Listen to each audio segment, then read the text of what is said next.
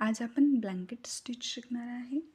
तर ब्लँकेट स्टिचसाठी पहिल्या डॉटमधून सुई वरती घ्यायची आणि खाली दिलेल्या दुसऱ्या डॉटमधून वर खाली घ्यायची आणि वरच्या दुसऱ्या डॉटमधून वरती काढायची. हे पहा, खूप सोपी आहे. परत खालच्या तिसऱ्या डॉटमधून वरच्या तिसऱ्या डॉटमधून बाहेर काढायची.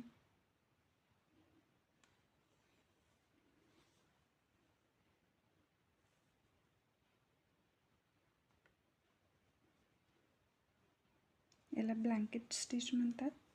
खूप सोपी स्टिच आहे ही.